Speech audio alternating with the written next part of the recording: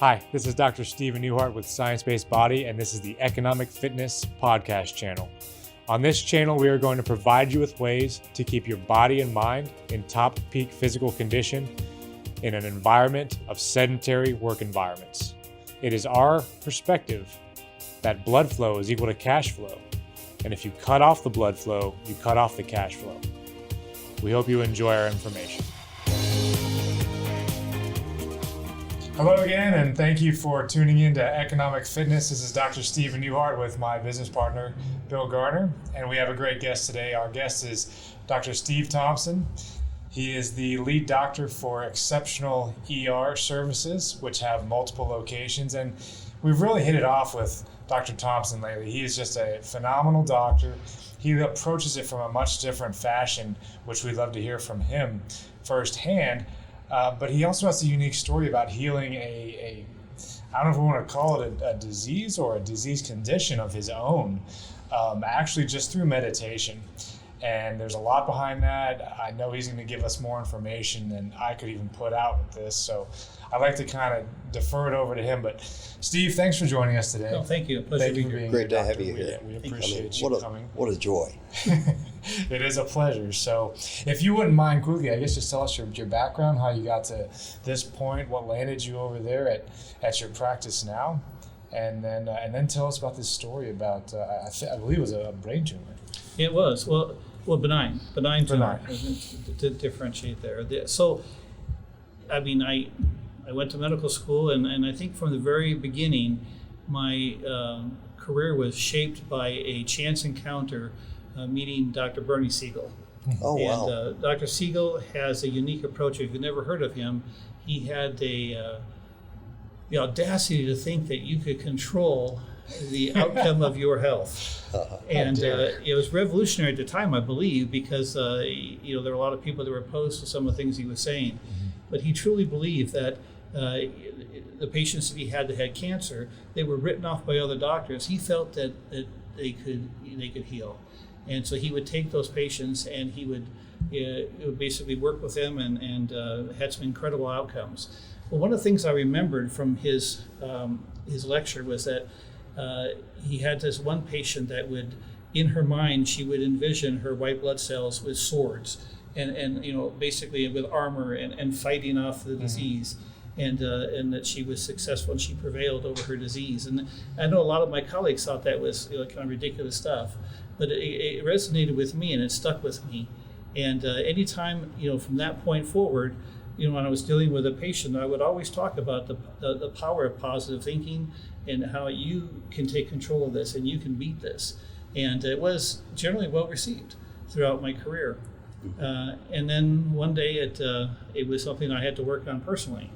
And so you mentioned the brain tumor. There was a period of time in it's like 2013 when I started having a lot of headaches and vision issues, when I got really fatigued.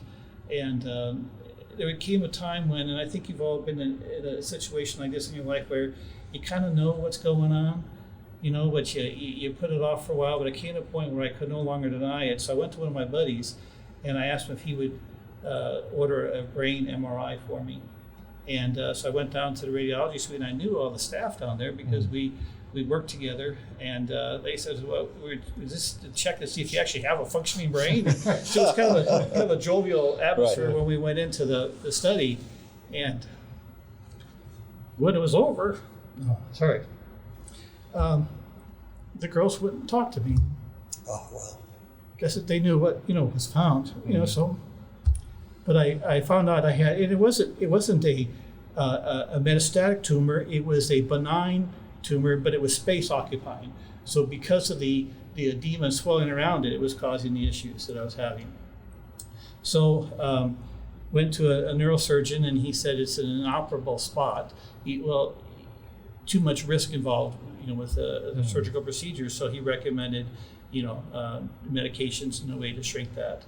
And the side effects of the treatments were overwhelming. I couldn't deal with it, and so I was left to try to figure out a way to manage this and to come up with a solution. And I'd heard of meditation before, and I was familiar with some of those you know, success stories that people had with meditation. But when I started to really get into it, I was actually on YouTube, of all places, and I came across Joe Dispenza. And he is a physician who has gotten into neuroscience, and he does more than just, talk about it. He's actually done the research and a lot of the brain scans, and that resonated with me because it wasn't just somebody saying, well, I felt better after I did the meditation. He actually had studies that were prospective analysis of people before and after, and he could show a significant improvement. So I went to one of his seminars, and I learned the process of what I needed to do, and then for the next couple of years I really immersed myself, if you will, in this type of meditation. And there's a variety of self-guided meditations that he would do, and I focused on that, and I got to where I was no longer having the symptoms, the headaches. I wasn't having any of the side effects that I'd had prior to that. And people said, well, why don't you go get another brain MRI and see where you're at? And I didn't want to, because Sure. I felt like I would be not maybe denying or showing lack of faith that this had worked well for me. So I continued on, with the meditations, and I noticed it helped in so many other aspects of my life. It has a lot of other benefits in terms of, your outlook to life and how you perceive things and people around you. And overall, I felt like it has helped me in so many other ways than dealing with this particular illness. But to make a long story short, I ended up getting a brain MRI, not because of because of curiosity. It was because I was involved in an automobile accident, and I ended up getting that, and there was no tumor to be found. It was gone. Wow. And it was a final step. And so I wanted to share this with other people because now I had proof. And once I saw that, I wanted to share what I had done for other people in who may be having similar, problems. And so I started posting on Facebook. I'd set up a site and was trying to get out there and get this information out there. And I was surprised at the responses that I got. Basically I was just saying that, I've seen people come into the emergency room and they tell me, Doc, every year at this time I get sick. And they're legitimately sick. And I got the feeling that it's like a self-fulfilling prophecy. I know I'm going to get sick, and then they get sick. And but then I've seen other people, and I'm sure you have too, that say, I never get sick. I'm very healthy. And it turns out that's the case. Mm-hmm. And so I truly believe that we have a greater impact on our individual health than we realize by our attitudes and by the self-talk, the things that we tell ourselves. I think plays a big role as well. And I've always tried to, I try to look at it from that perspective when I'm working with patients, but it's hard in the few minutes I have with them to try to affect the change. So I thought Facebook might be the avenue, and I found out that there's a lot of resistance to that.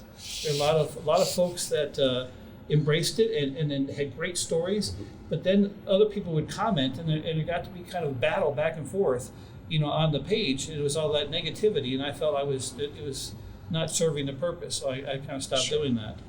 But again, I'm a big advocate of meditation. I've seen what it can do in my life, and I would love to have the opportunity to share that with other people in a forum, different than what I've tried so far. I think you're on the right path, man. Wow. I mean, what perfection. I just think about where we're going to be teaming with Charlton, mm-hmm. where we can do IRBs, we can do the studies, we can map the brains.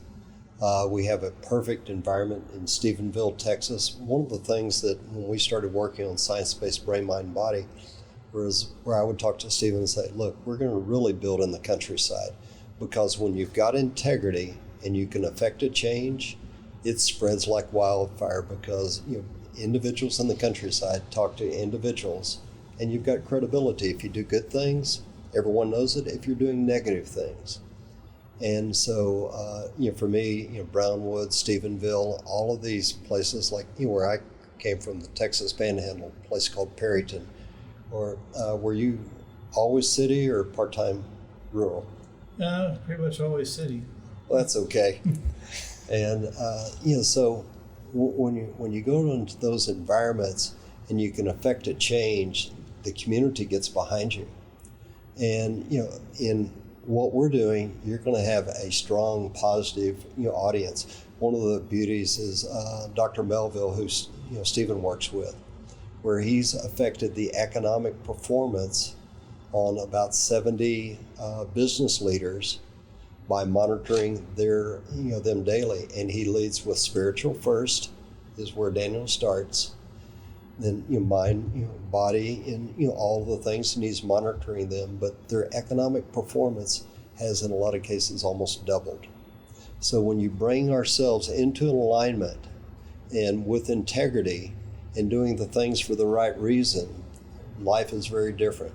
I always think back to Daniel's story about the University of Kentucky, and saying going to the head of the medical school and saying, look, we can keep patients from having to have these transplants, and just saying, look, this is our profit center. We can't. We've got to keep that coming. But please go ahead. I'm sorry to. No. I mean, it's. I look forward to working in this environment. Yeah. I think there's a lot of things that can be done, and if there was a way, and from some of the things that you've told me about, there was a way to affect this change faster. Yeah. And in a way that can be monitored, and I think that we would have a much larger segment of the population would be interested in doing this. Yeah. And we can make their life better, and in a much shorter period of time. That would be amazing. Technology has given us the ability to drop the body right into the meditative state much faster. And so and we'll have our table that we, our tool that we use to do that with very shortly here. Right. We've got Zeto, where we don't have to take 2 years to train a tech. We've got Wave Neuroscience, where they've got all their integrity with the veterans, where they're treating PTSD, where they're treating autism, things that other people can't do. And one of the fun things is it's like you being a lieutenant commander. I love your story about your time in the Marine, serving the Marines. And you mind sharing that story briefly about this old gentleman that came in?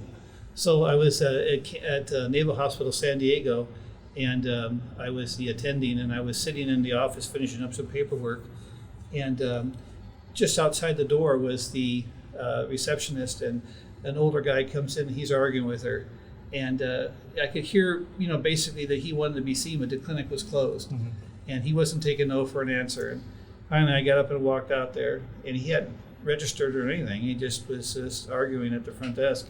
I brought him in the back room and started to talk with him, and I examined him, and it didn't take long, and just listening to his heart, that he was in atrial fibrillation, which is a rapid heart rate. So with that, in an elderly gentleman, he wasn't adequately perfusing his body. He didn't have the energy, and that's why he felt so fatigued. And so I asked him, I said, is this something new? And he said it was. So, now it's close to 5 o'clock, and, in the military, the clinic setting, you're out of there at 5 o'clock, and at least at this base it was. So I got on the phone and I caught the cardiologist just before he left, and he outranked me by several ranks. He was a captain. And I'm telling him I got this patient, and he said, well, just send him to the ER. I said, well, I can't. I've got him here, and he needs to be admitted to the hospital. And we argued on the phone for a few minutes. He would have won eventually, but he knew he was in the wrong, so he couldn't give me too much of a hard time. And he said, well, what's the guy's name? And so I didn't even know who his name was. So I got his card, and I looked at the card, and I read Victor Krulak. And over the phone, he says, is that Krulak? And I looked at the man, I said, is it Krulak? And he smiles and says, yes. And then the captain, the cardiologist, hung up the phone. And a few minutes later, he comes running down the hallway, and Victor Krulak had been the Marine Corps commandant. He was retired, but his son was a commandant of the Marine Corps at that time, and so he took him away, gratefully. But I didn't think I'd ever hear anything else of that. But at the time, I was getting ready to be transferred. And at some point in my conversation with him, I had mentioned that I would like to stay at Camp Pendleton instead of going off to wherever they were going to send me. And the detailer is a guy in the military. He's the Navy side. He has control over where you go. And he gave me a call, a week and a half later, and said, "I don't know how you did it, but you're going to Camp Pendleton." And that was an awesome, billet to get. And it was just pure luck that things worked out the way they did, where I haven't talked to him. I never got to see, the general again, but I'm glad for the few moments I spent with him. For sure.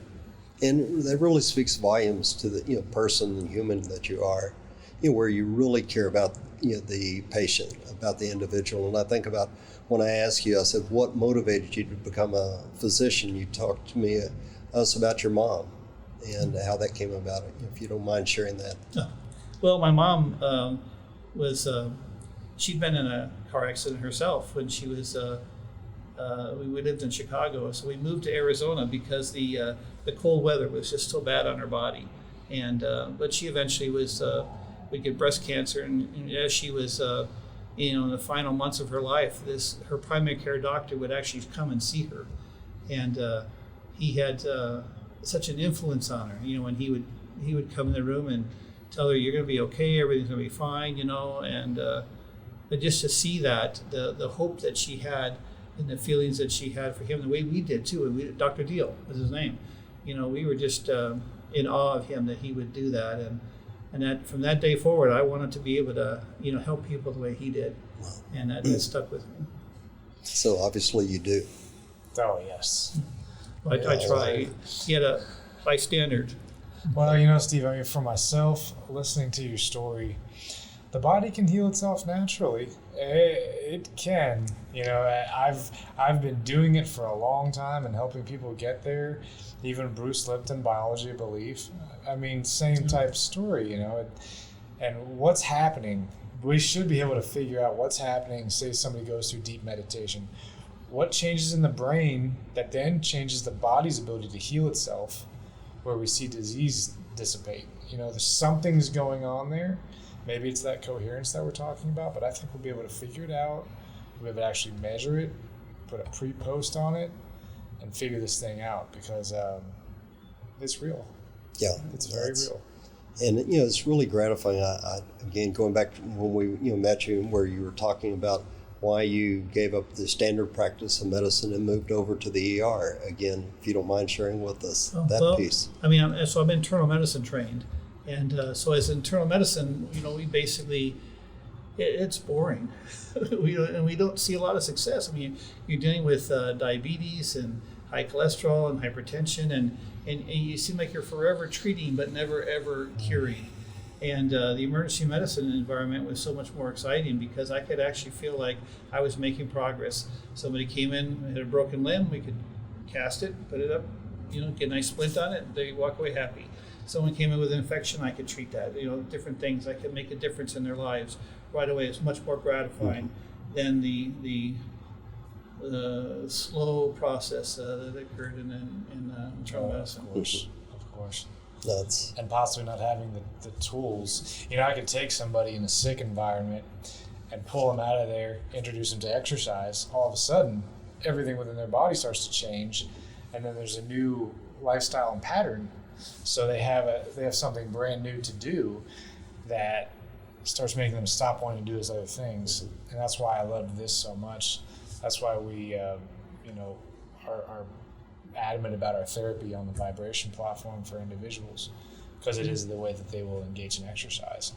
And you're really engaging them again on the spiritual side, talking to them about, we're about peak human performance, but about personal best. And again, for me, when I talk about personal best, it's a conversation between myself and my creator, because my creator knows when I'm in integrity and when I'm not doing my personal best, and when I'm, focused, when I'm conscious, when I'm, totally engaged. And I think that the state of disease moves away when you're focused on being of service to your fellow man and creator, with integrity, and that is about being personal best.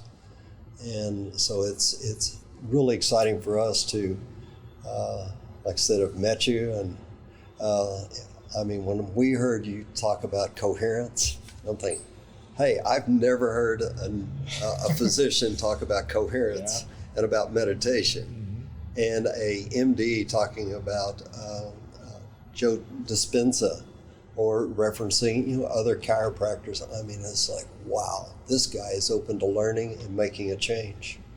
Yeah. So but thank you so much for your time today, Steve. And I guarantee you've impacted so many people with just this one little podcast. And I'm sure there's going to be plenty of people looking into meditation now after seeing this too. So I think we're headed in the right direction. I think it's a wonderful practice to get into. So outstanding. Thanks, sir. Thank you. Likewise. Thank you, Steve. Thank you all for tuning in to Economic Fitness, and we'll catch you next time on the next episode.